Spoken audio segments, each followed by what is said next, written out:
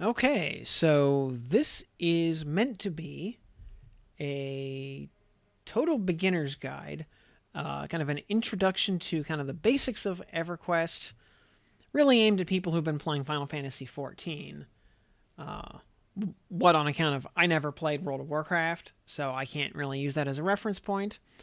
But I started playing EverQuest in 2001 and played up through 2013. So, and then started Final Fantasy XIV right at the launch of 2.0. I did not hate myself nearly enough to try to play 1.0, but I started at the launch of 2.0. Played up into the middle of what was it, Stormblood. Quit for a while, came back, finished up the Shadowbringers and Endwalker storyline, and then the game ended. There definitely is not another expansion after Endbringer or Endwalker. So, I guess I'm kind of done with that. So we're talking about EverQuest Legends, an upcoming kind of reimagining of old EQ. Going to be an entirely new server. It is an official commercial release. It is fully licensed and everything, but it is being developed by people known for running emulation servers. And one of the big key features here is it's going to be more focused on solo and small group play rather than classic EQ, which is about 6-person groups and 72-person raids. This is going to be much more accessible for the modern audience. So if you've never played EverQuest before, then we're going to tell you a little bit about the world and kind of what to expect, especially from the perspective of somebody who cut their MMO teeth on Final Fantasy XIV. So first kind of big thing is this game came out in 1999. As you can tell by these character models consisting of about 8 to 10 polygons each. This game again came out in 1999, so that was 3 years before even Morrowind came out. So this is before Todd Howard took his place as gaming messiah, and this was in the middle of the N64 era, and when the PlayStation 1 was really hitting its stride. So that kind of gives you an idea of the technology at work here. This was meant to run on Windows 98 with a 56K dial-up connection on AOL. Most people outside of major universities or major cities did not have access to broadband yet, if they even had anything at all. So, first thing, this is a much slower paced game. It'll run on a toaster, and actually, it would probably unironically run on a modern smart fridge at full resolution and 60 frames a second, no problem. I think my oven could actually run this game. And slow-paced game, it is not ping sensitive. Remember, on those dial-up days, 300 milliseconds of ping meant you were doing all right. So, very different pace. You can actually stop and smell the roses. And if you take nothing else away from this video, it's this. Stop and smell the roses. This is not a game where you should be trying to rush to level cap. There is no FOMO. There are no weekly tokens to grind. There is none of that nonsense. Yeah, enjoy the ride. It's about the journey here. Again, this is built out of 80s and 90s tabletop gaming. And to put it in perspective again, in 1999, 3rd edition D&D had not even come out. This was still the era of 2nd edition Advanced Dungeons & Dragons. So that's kind of the era of role-playing that we were in. And so, as we go through like character races and classes and stuff, it's going to look an awful lot like a D&D player's handbook. And that's not a coincidence. We're going to avoid getting deep in the weeds on any kind of mechanics at this point, because the new server is going to have all new rules and special mechanics that are not public knowledge yet. Closed beta doesn't start until tomorrow. So we're just going off vibes. And again, trying to get back into that spirit of like 90s tabletop gaming. When looking at a character, don't worry about what may or may not be the meta. Don't worry about that. Worry about what sort of aesthetic and character fantasy appeals to you. Do this like you're building a D&D character, not like you're trying to min-max your new WoW Classic character to speedrun on Ixia or something. If you're trying to speedrun your way through this game, you're doing it wrong, or you're just farming for updates and social media engagement. So, again, stop and smell the roses. Also, on that note, this is not a theme park MMO. The player power relative to the world is going to be higher on this iteration of the game than what we had back in 1999, or when I started in 2001.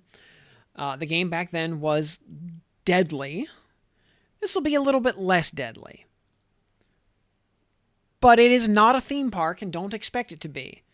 When enemies kill you, when regular trash mobs in the yard outside of your starting town kill you, don't be surprised. It's supposed to be that way. Especially for anybody who's played older editions of D&D. You know that especially low-level D&D is a brutal game.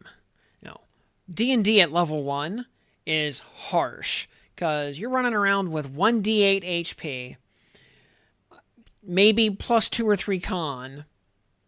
So, maybe you've got 10 hit points, and an enemy pops you for a d6 plus 2. On a good day, that's half your health. Assume the game, especially in the early phases, is going to be like that. Keep those vibes in mind. Also, in the spirit of the world will kill you, if you want to be something like an edgy dark elf who's so dark and has no parents, just realize that if you try to go into a good aligned place like the snooty high elf city, as soon as you walk up to the front door, the guards are going to jump you and they're probably going to kill you. And the reverse is true. If you're a goody two-shoes paladin and you try to go cavorting in your way into the Dark Elf City because you heard there's a particularly famous brothel in there, which, by the way, is called the Blindfish Tavern, and yes, that's a thing. Again, the guards out front are going to murder you on sight. In fact, your standing with any given group of NPCs, or your faction standing, is an important thing in this game. If you kill a bunch of Dark Elves, the Dark Elves are going to hate you.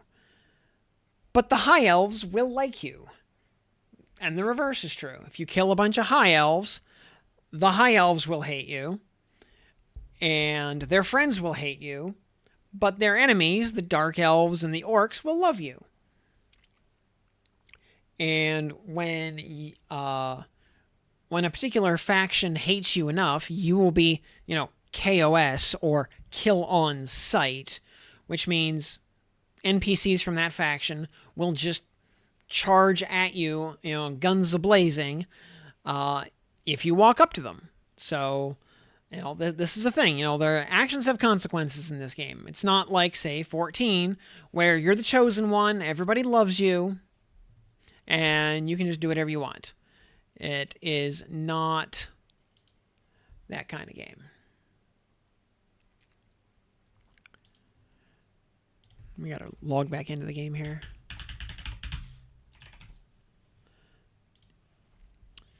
Furthermore, the story happens in your imagination. It is theater of the mind in many cases. There is no main story quest at all. The main story is whatever happens in your imagination as you run around the world and discover the lore and interact with the world itself and find quest hooks and talk to NPCs. So the story is kind of whatever you make it. So if you want to get heavy into role-playing and really dive into the lore is there for you to explore in kind of Dark Souls way. If you just want to level up and kill monsters and get loot, that's fine too. It is whatever you want it to be. Additionally, with gear, there are no item levels. Items definitely have stats, but there's a lot of side grades and other sorts of non-linear progression to engage in. Yeah, item level is not a thing that exists. Also, you've got 22 gear slots to fill, so that'll take a little while. Generally speaking, the power level of gear at the early game is going to be very low. You know, you'll be happy to just get some chainmail going with a little bit of armor on it. By the time you work your way up to plate mail, you'll actually feel like you've made some real progress. And then somewhere down the road, you'll start fighting demons and evil gods and dragons, and you start getting some serious loot. But, you know, in due time. And additionally, someone I'm sure is going to ask, are there relic weapons in this game? And in EverQuest, they're called epic weapons. That's the same concept. And they are not in the game yet. Epics got added to the game originally in the first expansion, Ruins of Kunark, which is not going to be active when this server launches. It's going to be just the old world. So no epics yet, but we'll get to that point eventually. So without further ado, let's go look at some character creation and kind of talk about what kinds of characters might appeal to you.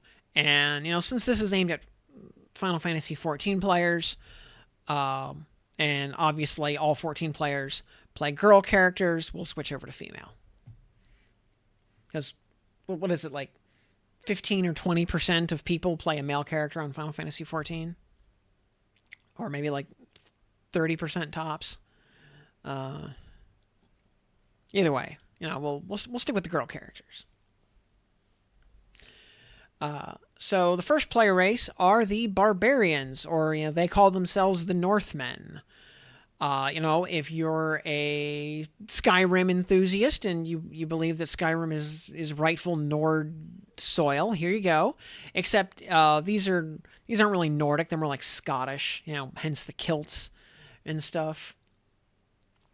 Also, if you like muscle mommies, then here you go. Also, you know, if you're a Highlander enthusiast, especially if you know that Highlanders running around in the hempen set are the pinnacle of 14 fashion, A, based, B, here you go. As you can see, they come pretty much pre-equipped with the hempen set.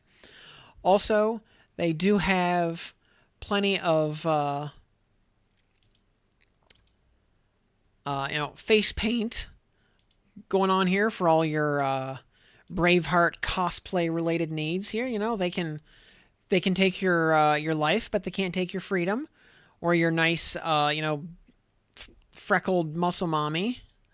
You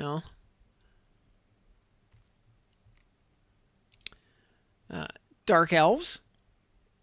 Well, if you're a degenerate who likes, you know, BDSM dommy mommies, or, you know, if you just need to cosplay as Driz Do'Urden, well, here you go. This is your chance to, you know, be a dark elf ranger dual-wielding scimitars. You know, but just be aware, if you actually do that, everybody you cross paths with will die of cringe. Also, I just had a thought. Kirito is just Zoomer Drist. Change my mind.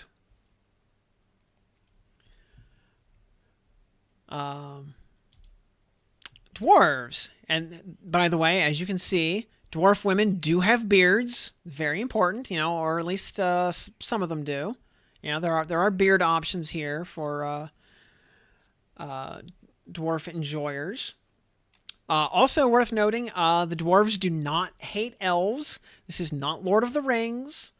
The dwarves and the elves are actually allies against common foes. Also, this is a good point to mention, in 14, your character name is a combination of your first name and your last name. In EQ, your name is just your first name. You get to add a last name when you hit level 20. It is purely optional, and it is purely cosmetic. So if you want your dwarf to be named Jurist, you'd better be beating the door down on day one to lock that in, because I'm sure somebody else will be trying to beat you to the punch.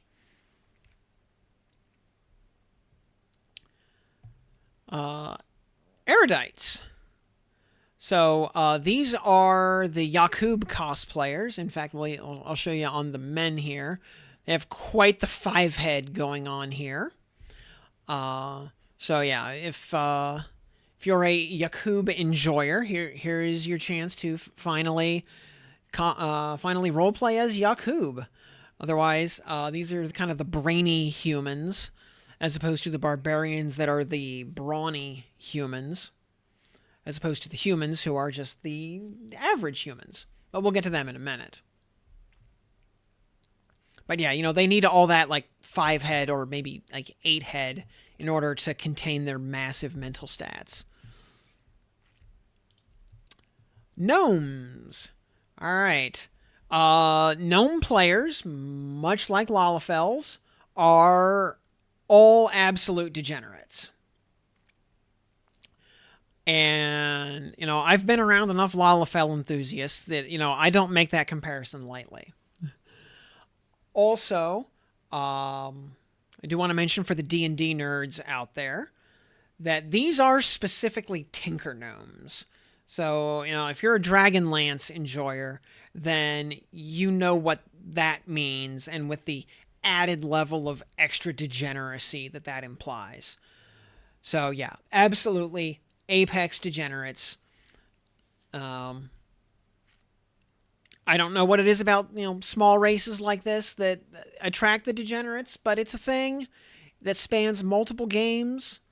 Also, gnome punting was a thing long before Lalafell punting was ever a thing. So, if you're not playing a gnome, at least make sure you have a good pair of boots so you can, interact with them appropriately should the need arise. All right, half-elves. So, if you wanted to play a human, but you want to pretend that you're not quite that basic and boring, well, there's half-elves. Or maybe you notice that the half-elves have 98% of their ass hanging out, and they wear thongs. So, just awooga. That is a thing. So, but otherwise, yeah, they're slightly prettier humans. And then we have the halflings, a legally distinct race, totally not hobbits. There is no infringement going on here. Very different. But, they've got big hairy feet, prominent toenails. If you're into Norwegian tradwife short stacks, here you go. I know somebody out there is thinking, hot damn, Norwegian tradwife short stack with gigantic feet. Finally, somebody understands me. And you do you, brah. Here you go. Yeah. Yeah, you do you. High elves. So also, yeah, I gotta think, even on these like, spindly, effete, waifish high elves, even they have very pronounced girl abs.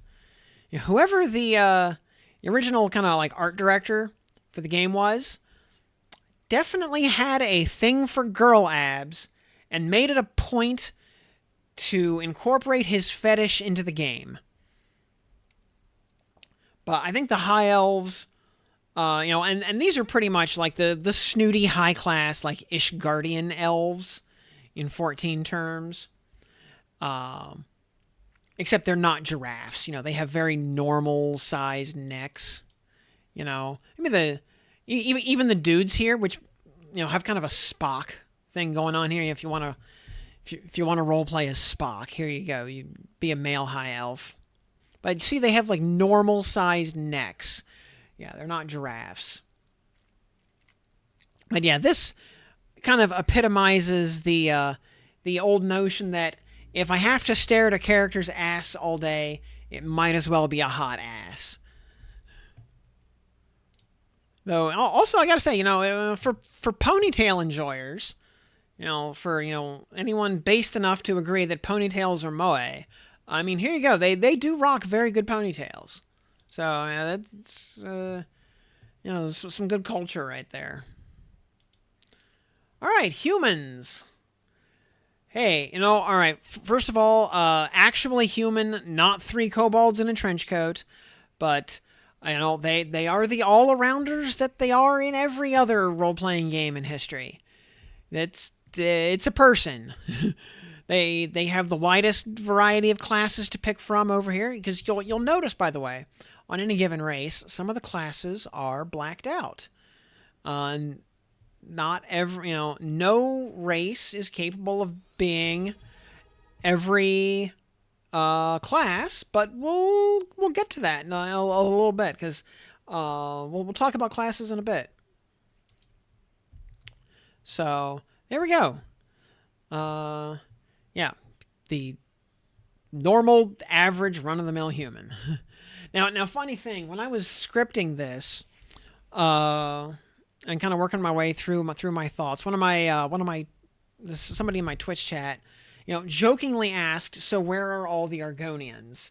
Because I'd mentioned the Skyrim earlier, and Morrowind and whatnot, and they were just joking.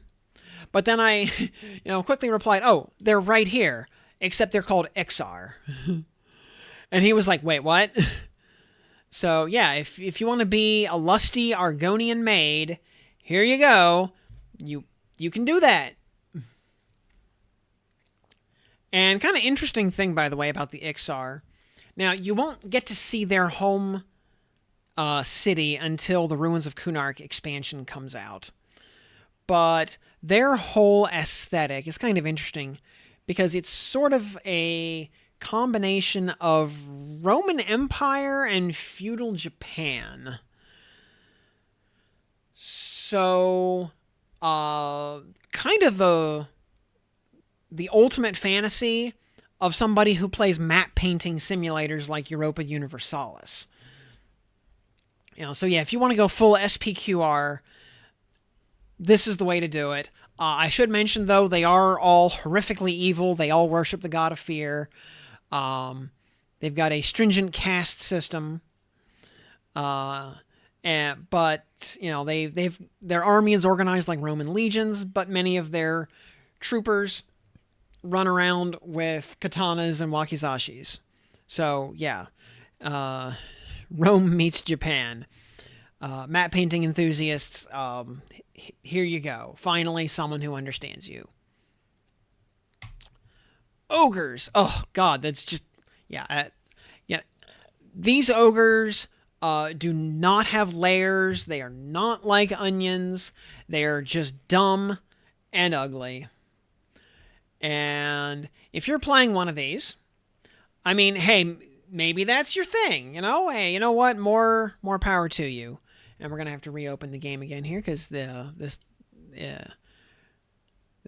particular server won't let me sit on the character select screen forever. But if you're picking Ogre, I'd say there is a pretty good chance that you went troweling around through all the wikis and stuff out there to kind of give you an idea of how the game mechanics worked. And you found out that ogres have a special immunity to stuns that are inflicted from the front. And that is a unique racial ability that only ogres have. And that is correct. And maybe you noticed on the stat lines that that ogres have a way higher strength and stamina stat than anybody else in the game, and their other stats aren't really that much lower as a penalty. Like compared to, say, a human. Because if you went through and did the math on all the starting stats, you would notice that all races are not created equal. Back in 1999, that fact was offset by the fact that classes or races with better starting stat lines suffered permanent XP penalties. On EverQuest Legends, that will not be a thing. All class and race-based XP modifiers are nullified. However, please do not feel obligated to pick a race based on its stat line. Does an ogre make a better fighter right out of the gate than a spindly high elf? Yes, absolutely. Does an erudite make a better wizard right out of the gate than an ogre? You better believe it. But as you progress through the game and level up and gear up and stuff, these racial stat differences are going to kind of disappear into the noise floor and will not make really any kind of difference in the long run. But by the time you hit level 30 or 40 or thereabouts, 10 or 20 or 30 points of strength here at the character creation screen is just not going to matter. So again, pick a character based on the aesthetics and the storytelling that appeal to you. Not, don't feel the need to try to hyper optimize to the third decimal point right out of the gate. Just totally unnecessary. Trolls. Hey, if you want to play Shrek, you're going to need to actually play a troll rather than an ogre. I mean, to get like the green aesthetics going on. Also on the category of innate racial stats, trolls do have a little bit better innate HP regen than all the other races. It is so minor, however, that it is just statistically irrelevant. Don't worry about it. It truly does not matter. It is strictly better than nothing. And that's it. Now, Vashir are the cat people. Now, I will mention Vashir will not technically be playable in EverQuest Legends. Instead, there will be the Karens, spelled Kerrans. These are not blue-haired Starbucks enthusiasts. They're still cat folk. They're going to look a little different. They're basically the distant cousins of the Vashir, because Vashir live on the moon, and the moon is not a place we can go to until we get to the third expansion, which who knows how long that'll take to get to. So we will have Karens, who are the terrestrial cat folk. They'll be conceptually similar, though. So if you absolutely have to make your pretty pink Mikote princess, cat girl, kawaii ugu waifu, here you go. You might be, you might have to accept the fact that instead of being 25% furry, you're now more like 75% furry. You may need to ask yourself some questions and do a little soul searching to decide if that's really something you can abide, or maybe you learn something about yourself here. That's that is between you and the great will of the macrocosm. And finally, though, we have the wood elves, and yeah, you really want to play a tree hugging hippie, don't you? There's probably a 50% chance that your character's surname is going to be Llanowar. It's okay. These are your basic tree dwelling, hippie elves. For weirdos who have unhealthy relationships with trees and whatever else. Also, there's one more race that I can't show you on here. They are the Froglocks. As their name implies, they are frogs. So if you want to play as, Glenn / Frog from Chrono Trigger, or, you just really need to, become the Greninja that you always wanted to play in Pokemon, then there you go. There's a frog race to fulfill all of your amphibious dreams. So that said, let's talk about classes. And we'll pop over to human just because we can click on the highest number of them by default. So in EQ Legends, one of the core mechanics that makes this server unique is on character selection. You'll pick your race, you'll pick your main class, which has to be one of the compatible classes. So for like a halfling, your main class has to be cleric, druid. Paladin may or may not be accessible. I'm not sure. Ranger, rogue, or warrior. Humans have a lot of choices.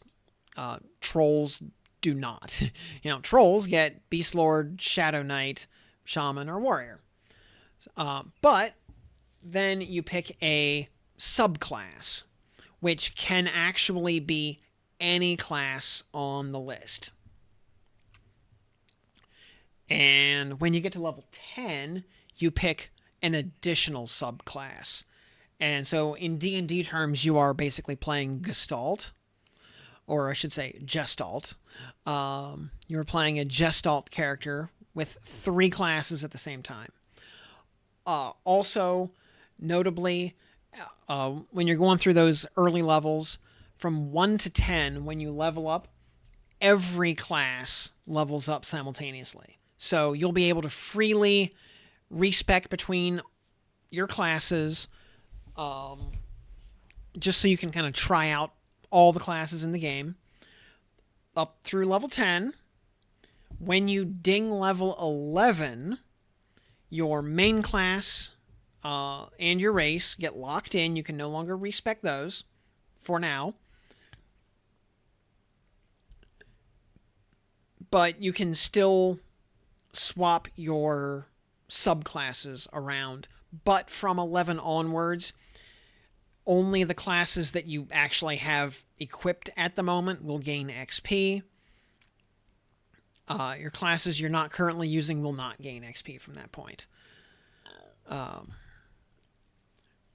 But, if you wanted to, let's say, be an ogre, you could start off as, say, an ogre warrior as your main class, and then you could have, monk and wizard as your subclasses. Because again, your subclasses can be anything you want. That being said, wizards do not have a lot of intelligence, so they don't make great wizards, but hey, invest into it, and you can make it work. You can ultimately make anything work in that sense. But let's talk a little bit about what the classes are and kind of what they do. So first up is the Bard. And now in Final Fantasy XIV, obviously, bards are based on the archer class. That is not the case here. Bards don't do archery. Bards are a melee support buffing class. In fact, let's actually go to, I have a special graphic prepared here. Actually, well, we'll do it over here. This is kind of, I made a little chart of the classes. We have the fighty classes up here. And we have the casty classes down here. Feel free to pause the video here for a minute and look at these. You'll see there are 3 tank classes: Warrior, Paladin, Shadow Knight. There's a bunch of melee offensive classes: Rogue, Monk, Berserker, Bard, Ranger, Beastlord. Bard definitely leans more into the ADPS, the attributed DPS, with all their songs buffing everybody else. They are big-time buffers in this game. And as a hybrid class, they do both melee and spell casting, unlike, say, monks who do not cast spells. We have 3 priest or healer classes down here: cleric, druid, shaman. Then the arcane casters. These are like the caster DPS classes: the necromancer, the magician, the wizard. The enchanter, we kind of have grouped in this class, but they're much more support oriented, as we'll get to in a minute. Shaman and enchanter are labeled as wannabe time mages, and we'll get to why that is in a sec. So yeah, Bard, great buffing and support class. Great skill monkey. They have a little bit of sneaky rogue stuff that they do. But yeah, their buffs from their songs are absolutely top notch. You could think of them as kind of like a in Diablo 2 or Path of Exile terms, they would be like the Aura bot, kind of.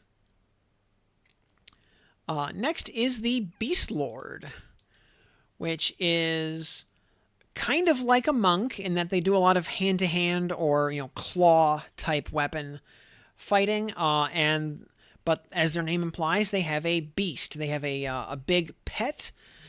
It is a different type of animal depending on what race you are.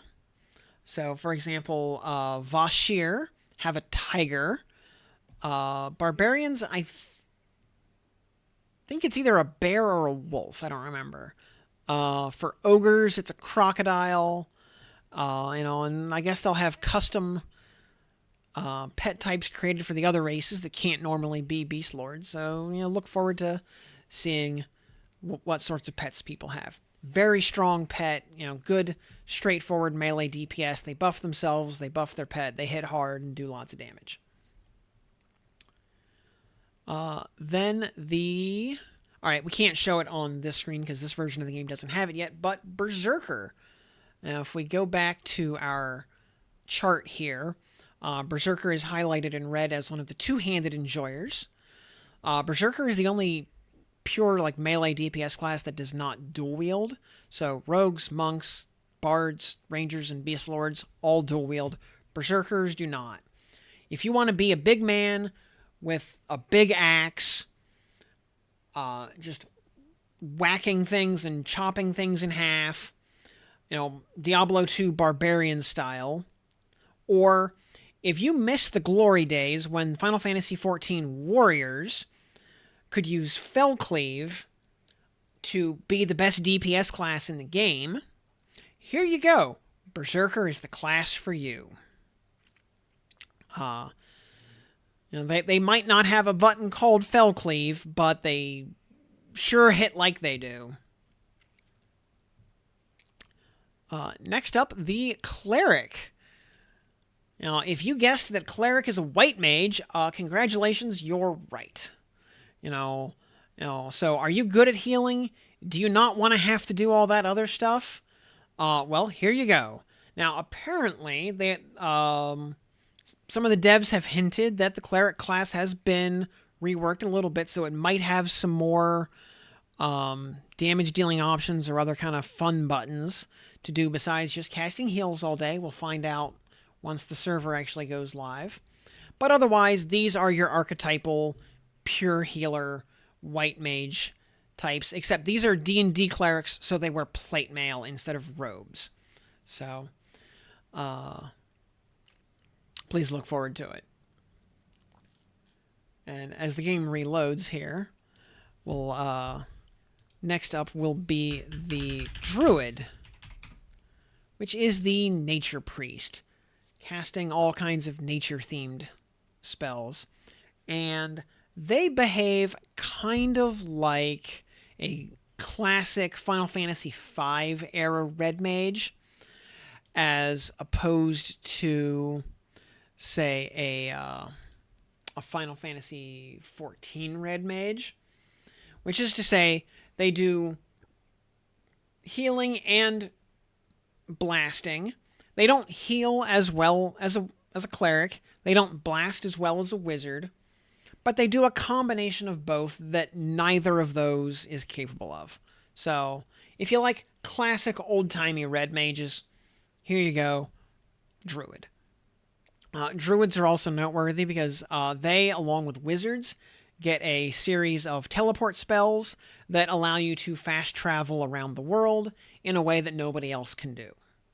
So, very useful utility caster as well. Speaking of utility casters, next up we have the Enchanter. And as I mentioned before, these are one of the two wannabe Time Mage classes, along with the Shaman. And much like in classic Final Fantasy games, Haste and Slow are two of the best spells in the game, and these are the two classes that specialize in them. Bards do get their own versions of Haste and Slow, but when you think of Haste and Slow, you think Enchanter and Shaman. Shamans are a little better at Slow, Enchanters are a little bit better at Haste, but again, two of the most important spells in the game for maximizing your party's damage and minimizing the monster's damage. Enchanters also, their big main important spell is Mesmerize, which Final Fantasy players would call Sleep, or in AoE version would be Sleepga. So if you want to be a crowd control support caster, here you go. They can also charm or dominate monsters to turn NPCs into their pets, which can be really, really powerful if they charm the right monster. It can be a little dangerous because when charm ends, that monster is going to be pissed at you, and you are a squishy little enchanter. And then, you charmed the hardest hitting monster in the zone so you could turn it against its friends. Well, now it is turning against you. So be careful. Then next up, we have the Magician. If you're a summoner and you like actually summoning things and having a pet, here you go. This is the definitive pet class. Magicians summon elementals, so they summon fire elementals, air elementals, earth and water elementals, and they'll spawn in with a randomly generated name like Jabobber or Zabakin or something like that. But, in your own personal headcanon, if you want to pretend your fire elemental pet is named Ifrit, you do you. Nobody can stop you. Otherwise, they don't nuke quite as hard as a wizard does, but they are still very much a direct damage-based caster. They just supplement their nukes with a big, beefy pet. They also summon useful items like weapons to give to pets and other kind of utility goodies like that. So, nice side of utility on top of just big, pure damage. And the monk. It's a D&D monk, punch, kick, it's all in the mind. The one kind of big, important thing that monks do, by the way, they have the ability to feign death, where they just fall over and act like they're dead. And this is important because that is the main way that you split up packs of monsters, so you can pull one out of the group and fight the enemies one by one. Shadow Knights and Necromancers can do it also, but monks are way, way better at it. They also get dual wield right out of the gate at level 1, whereas the other dual wielders don't get it until somewhere in the teens usually. They can also fight barehanded, like your classic D&D or Final Fantasy monks. And they do flying kicks and dragon punches and all that. Necromancers. Well, they are the evil mages. Kind of culturally, they are treated more like, evil priests, even though they are casters, not priests. But they all worship evil gods. They are not welcome in good-aligned places because they commit atrocities like raising the dead and, turning corpses into skeletons and such. They are the masters of damage over time effects. So if you miss the good old days of, or maybe the bad old days of when 14 summoners didn't really summon, they just stacked dots. More dots, more dots, more dots. Oh, okay, stop dots. Then here you go, Necro. They also get a skeleton pet. It's not as strong as the Magician's pet. It's more than a speed bump, but less than... a Magician pet. So... but yeah, if you want to be evil and raise the dead, here you go.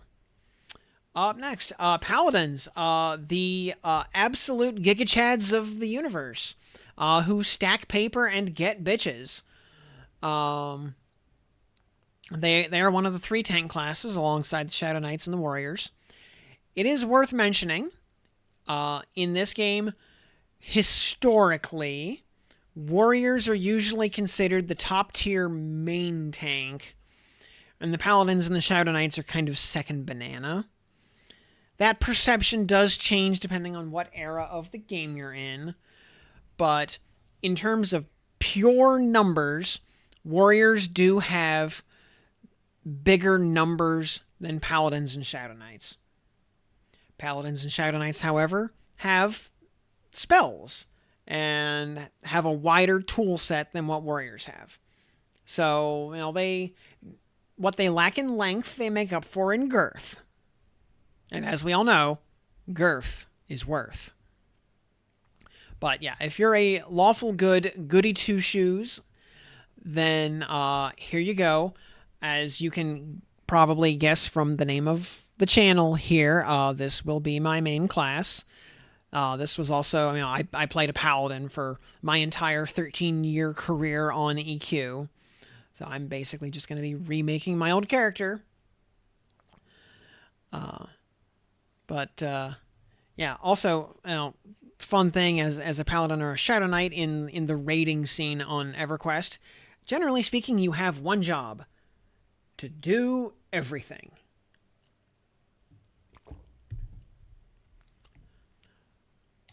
Up next, the Ranger. What were we saying earlier about the Drizzt cosplayers? Yeah, you're not beating the allegations. If you make a Dark Elf and you're a Ranger and you're dual wielding scimitars, look, it's okay. We understand. We're still dying of cringe, but we understand. It's worth mentioning, by the way, Rangers are the lol drags of EverQuest.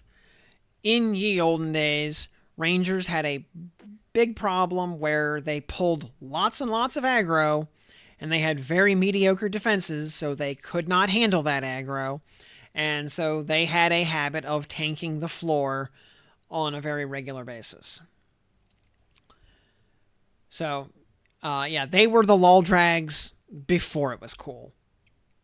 Also, I should mention, when it comes to what Rangers do, think Aragorn, not Legolas.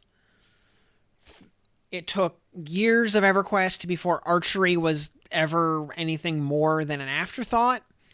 We don't know yet if archery is really going to be a viable playstyle in EverQuest Legends. We'll find out when we get there. But otherwise, they are first and foremost a dual-wielding melee DPS class. They also have a side of druid spells. They are a hybrid in that regard. So they've got some nature magic. But yeah, they're not beating the Driz allegations, like I said. Rogues. Okay, well, as a wise man once said, rogues do it from behind. The rogue's big iconic ability is backstab, and as the name implies, it needs to be done from the back. This is the one positional ability in the game. Now, they do get an ability called Chaotic Stab that allows them to backstab from not the back, but it does a lot less damage. But instead of missing completely, it at least does more than 0 damage. So that's something. Rogues also get to pick locks. Because, that's something to be aware of. In some dungeons, you may run into a door that is locked, for which there is no key. That is where the rogue comes in. Bards can also pick locks, but their cap on that skill is much lower. So there might be some doors out there that are beyond the capabilities of a bard that you actually need a rogue for. Rogues are also very sneaky. They can generally stealth their way into just about anywhere. Even through places full of enemies that can see through magical invisibility. So, great utility class in that regard. They're kind of the skill monkey, to put it in D&D terms. And also just a very, very strong melee DPS class. Very good at just carving the kidneys out of unsuspecting victims. And that brings us to the Shadow Knight, the edgelord, evil cousin of the Paladin. As I was saying before, if you are so dark and you have no parents, then here you go. If you played Dark Knight on 14, and then as you were playing through the story, you were utterly mortified to find out that the Dark Knights are not powered by their lack of parents, but rather get their powers from equestrian friendship magic. Well, don't worry. These Shadow Knights here are actually powered by pure evil, malevolence, and spite. They worship evil gods, mostly the god of fear or the god of hate. And yeah, definitely no friendship powers here. Just all edge all the time. Next up, the Shaman. Now, the Shaman, the third of the priest classes, probably has the lowest direct healing capability of the three, but they make up for it with big buffs.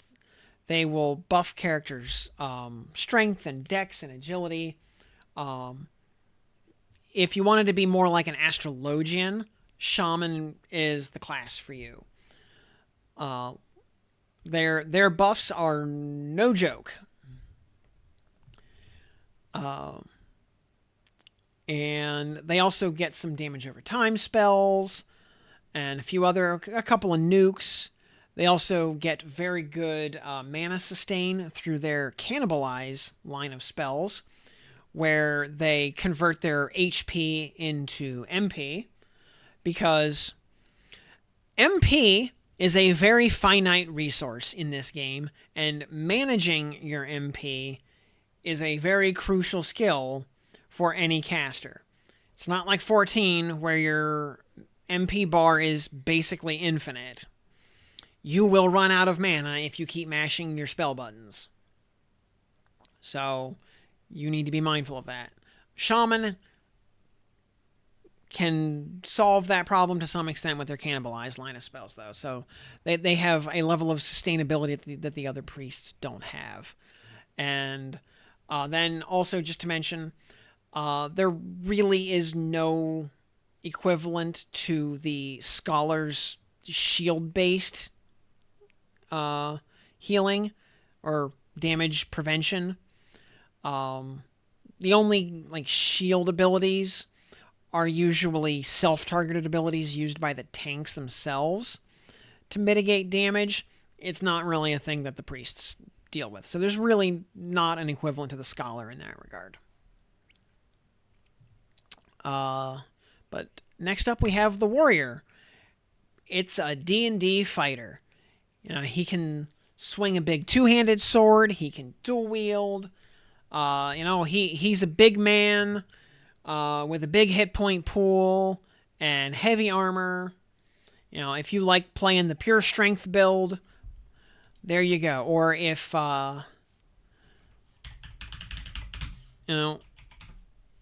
if you miss the days when 14 warriors were actually tanks instead of DPS classes disguised as tanks, the days before Fellclave, well, then here you go. Here's a warrior. As I mentioned before, they are generally regarded as the kind of preeminent tanks of the game, with bigger pure numbers than the Paladins and the Shadow Knights.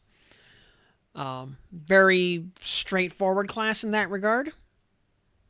Also kind of noteworthy, by the way, by default, the Warriors and the Berserkers are the only classes that can score melee criticals. Other classes have to do some stuff that we'll talk about in a minute to get access to that. And then finally, the Wizard. This is your pure blaster caster. They drop big nukes on enemies. They do big damage numbers. They get big dopamine. It's Black Mage with none of the ley line nonsense. So, yeah, if you just want to cast Flare all day, every day, here you go. Play a Wizard. No nonsense, just dopamine for days. And now we'll actually enter the world here, and we're going to talk about one of the other big systems of the game. That is the alternate advancement system. And this is kind of the crux of the game. So if you were a Final Fantasy XI player, you might remember merits. There is no equivalent in 14. In 14, you get to level cap, you're just kind of done. Here, you have this big menu of abilities to go through. And as you grind XP, you'll earn points, which you can spend to buy stuff off of this menu. In traditional EverQuest, this system starts at level 51. On EverQuest Legends, the system will start at level 1. So you'll be able to do this right out of the gate. And you're going to see... now, the interface on EQ Legends is going to look a little bit different, but you're going to see 3 major tabs called General, Archetype, and Class. And basically, everybody gets everything on the General tab. On the Archetype tab, if you're a fighty type, you get the fighty stuff, like Combat Fury, that increases your critical hit rate. For people who are not warriors or berserkers, by the way, they can't even score critical hits until they invest in Combat Fury. For the blasty types, they would have stuff in here related to spell criticals, like Spellcasting Fury up here. Wizards are the only class that can score nuke criticals by default. Everybody else has to invest into Spellcasting Fury. For Healy types, they get things like Healing Adept that increase the potency of their heals. And so on and so forth. So, not everybody has access to everything on here. And then finally, the Class tab is actually class-specific. Some of these do overlap between classes. For example, most of the caster classes, if not all of them, get mass group buff, which turns a group buff spell into a giant AoE. Pretty much anybody who has access to a shield can get, or two-handed weapons can get two-hand bash to bash with a two-handed weapon instead of needing a shield. So on and so forth. As a paladin here, paladin's kind of iconic ability is called Slay Undead, which causes their critical hits against undead enemies to do hilarious amounts of highly dopaminergic damage. So, very fun. And the only limit to the number of AA points you can get is your ability to spend them. So, with enough grinding, you can eventually buy out the whole menu for your class. Also on Legends, because you will have 3 classes, you will have access to the highest, or the total of all of the classes. So if you have a class with 3 ranks of Combat Fury to buy, then you'll, for example, if you have Warrior as one of your classes, you'll have some ranks of Combat Fury. On the other hand, if you are a Wizard, Magician, Necromancer, Triple Caster, you'll just have the blasty stuff in here. So like my starter build will be Paladin, Cleric, Berserker. So my archetype page will be like everything, basically, because I'm kind of covering the whole gamut there. So it'll take forever for my archetype tab to fill out. And then obviously you would have the class tab of all of those 3 classes as well. But the general tab is the same for everybody, so no worries there. And yeah, grinding these really, like I said, is the crux of the game. But you don't necessarily have to worry about doing a build per se, because again, you can ultimately buy everything. It's purely a matter of prioritization of what do you want to do first. Though I will tell you, this one right here, innate run speed. If this is in the game, this is where your first AA points go. That's just, that decision has been made for you. Run speed in the game by default is kind of bad. This makes it less bad. You will feel this massively immediately. Just do it. Pro tip: get an 8 run speed. Also, if you're playing Paladin, yes, absolutely. Go for Combat Fury, and rush your way to Slay Undead. Also, Paladins and Shadow Knights get a free horse via their class AAs. Everybody else has to buy one with money, so that's a thing. But yeah, the menu will look a little different in Legends, but all the same points hold true. You can also kind of see here what the actual game world looks like. Now, this is an area that is from the 2nd expansion to the game.